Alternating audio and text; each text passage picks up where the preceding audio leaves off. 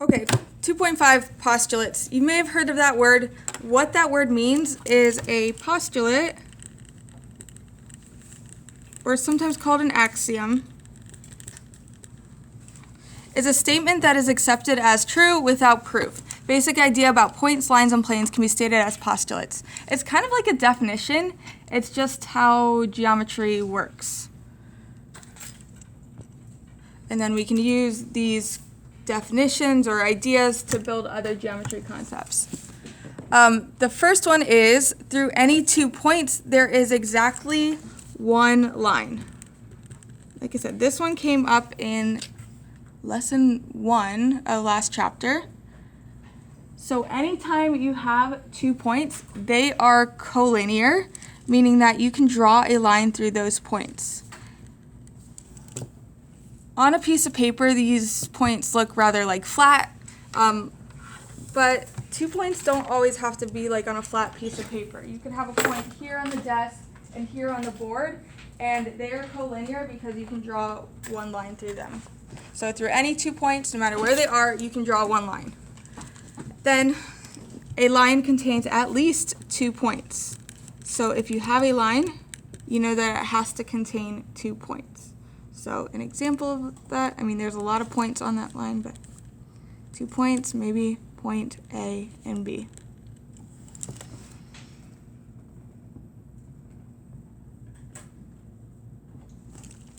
Okay, next, through any 3 non-collinear points, there is exactly one plane. Looking at this, just breaking up the vocabulary, 3 non-collinear points. Do you remember that word? Non-collinear means they don't fall on a straight line, so non-collinear might look like this, where they don't fall in a straight line. But through any 3 non-collinear points, there's exactly one plane.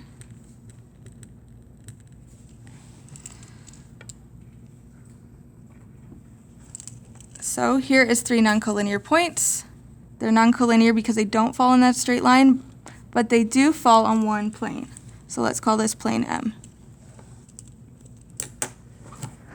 And again, we can see that they fall on one plane there, but what if it's not so obvious? What if we have a point, like I said, on the board, maybe on Heath's desk, and then on the floor over here? Because we have 3 points, you could draw a plane through all 3 points. So anytime you have 3 points, you can draw a plane, whether that plane is drawn or not.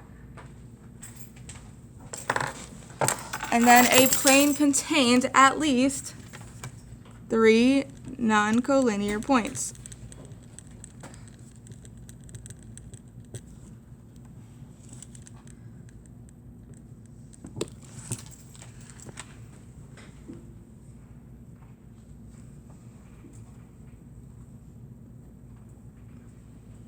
So again, if you're writing this on your own, if you could write this sentence and maybe draw the picture, that's all you need for today. Okay, postulate 2-2.5. Again, the number postulate isn't really important. Honestly, that number just has to do with the number in the book. It means like chapter 2, 2.5. So you don't have to memorize these numbers at all. If 2 points lie on a plane, then the entire line containing those points lies on the plane. So entire line, and there's a type, if 2 points lie on a plane. Sorry, that says lie. If 2 points lie on a plane, then the entire line containing those points is on the plane. So here's 1 point. Maybe we have another point over here, point M. 2 points lie on the plane, then the line containing those points also lies on the plane.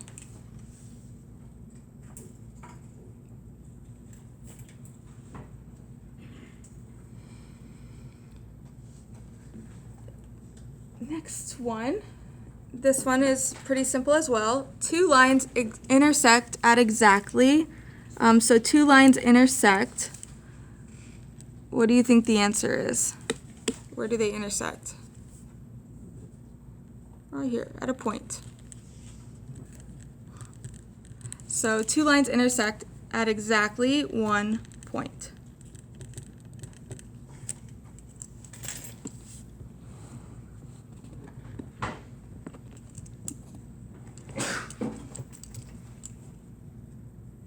Okay, and two planes intersect. So here are two planes. They intersect at exactly one line.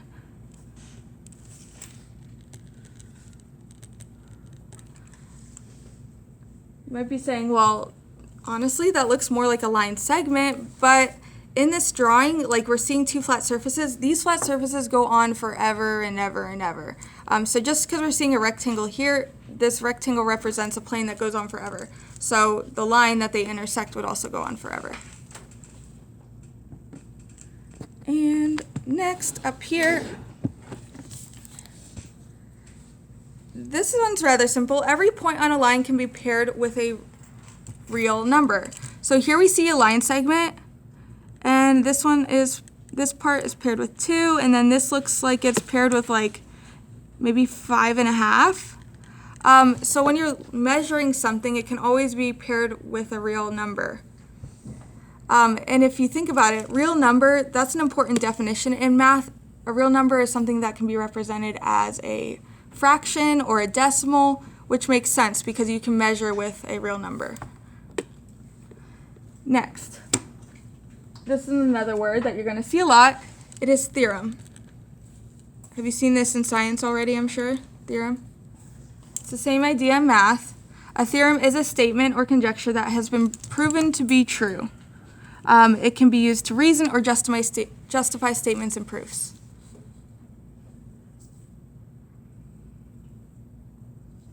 And the first theorem of today, and we're going to see a lot of theorems in this chapter, but a lot of them, honestly, once you understand the concept, it just makes sense. So midpoint theorem, remember midpoint is the middle of either a segment or a line, well, not the middle of a line because a line wouldn't have a middle, but a segment. If M is the midpoint of AB, this segment, then, so if M is the midpoint right here, just think about it. What would that mean about these two segments? Well, if M is the midpoint, then this side would be equal to this side. And that's what they want you to say. That means that segment AM is congruent to segment MB.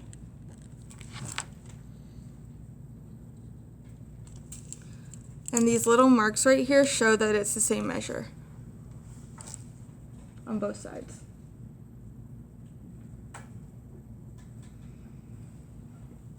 Definition of midpoint.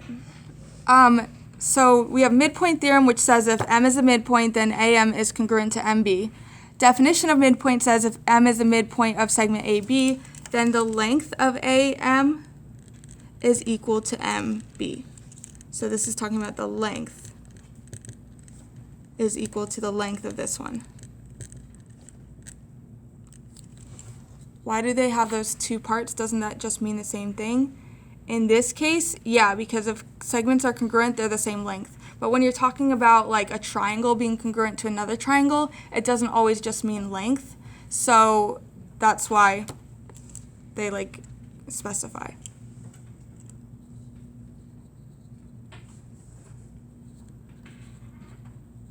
And now we're going to look at some possible questions that have to do with these ideas. It says determine whether each statement is always, sometimes, or never true. By the way, this is almost like, this is it for notes today, so this is, like I said, rather short. It says determine whether each statement is always, sometimes, or never true. So we're going to look at these statements. Based on these postulates, we're going to decide whether it's always, sometimes, or never true.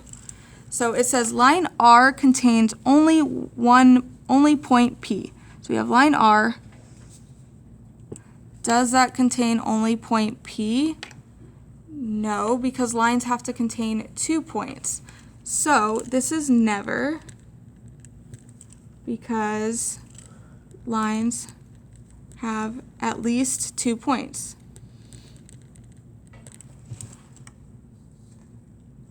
Or more.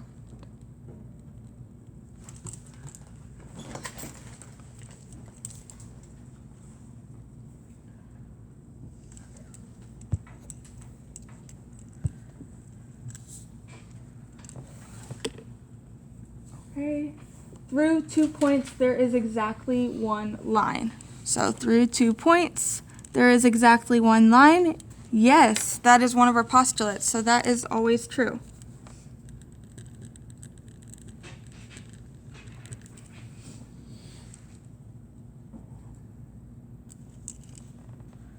So the reason the answer key just says postulate 2.1, which is true, but I don't want you to know it by postulate 2.1. Through any 2 points, there is exactly one line.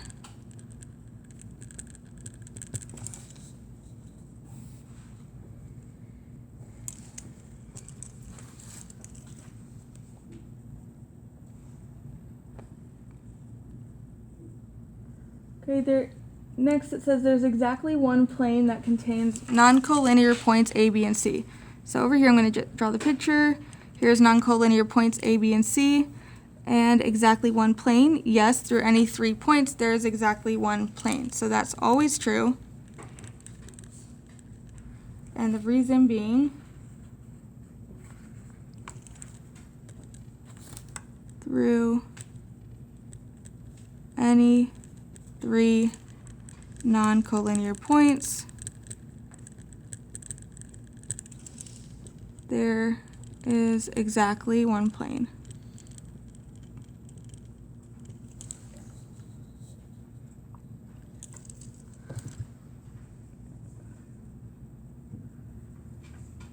And if points M, N, and P lie on plane Z, then they are collinear. So it's saying M, N, and P lie on plane Z, so drawing that out, then they are collinear. Maybe, so this would be sometimes. They could be collinear, but they also could be non-collinear. So sometimes. So here I drew M, N, and P. They're not collinear, but they could be in the same line and on the same plane.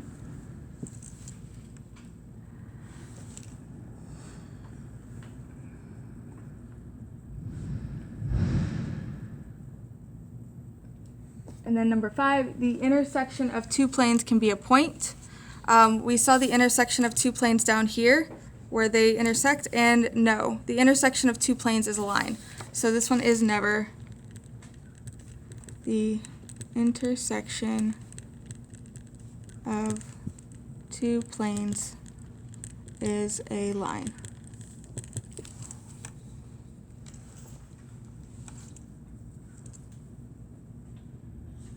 Does this vocabulary make sense to you? Okay, because I know it's a lot. And then 6, 7, 8, and 9 state the postulate that can be used to show each statement is true, and they give us a diagram over here. Okay, exactly one plane contains point F, B, and E. So when I find these points, where's my highlighter? I'm always losing stuff. Oh, here it is. Okay, so F, B, and E on here. I have F up here, B, and E. Okay, so in the picture, they are not on that plane that's drawn, but they are 3 non-collinear points, and through any 3 non-collinear points is a plane. So this is true.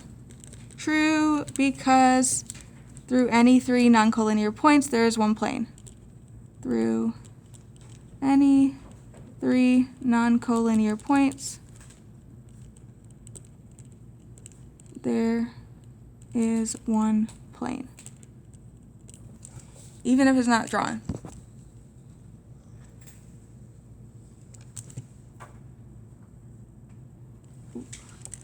Handwriting issues.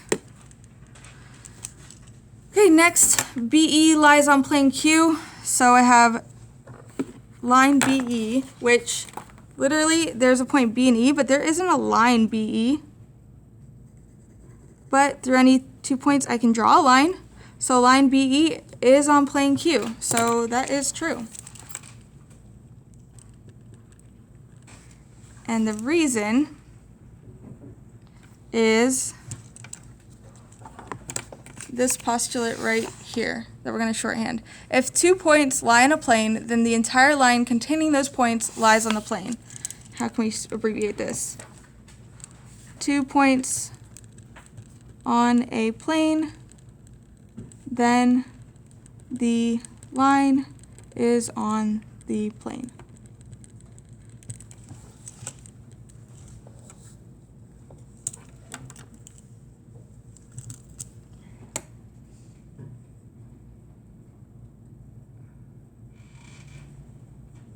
Number 8, the intersection of line FG and AC is point B. So looking over here, FG is this line, AC is right here, it intersects at point B. The reason why it intersects at a point is because of this. 2 lines intersect at one point. So, true. 2 lines intersect at one point.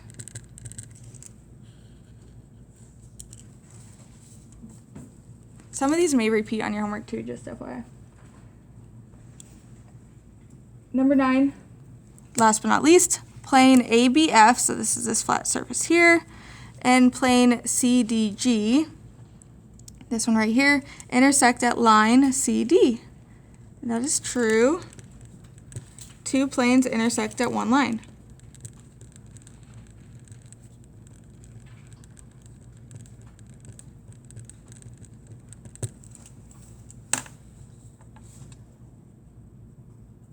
And that's it. That's it for the lesson. So as you can see, there's just a lot of vocabulary and definitions, some of which you've seen before. Tomorrow we're going to step into algebraic proofs, which is a nice easy step into proofs because algebra you probably know pretty well, at least solving equations. So if you had to handwrite these and you want to take a picture of this, you can, and then try to get it printed tonight so that way you're good for tomorrow, because tomorrow handwriting is just not going to be an option with all these charts and stuff. You still have 26 minutes. I'm going to have you use computers for the homework. The homework should take you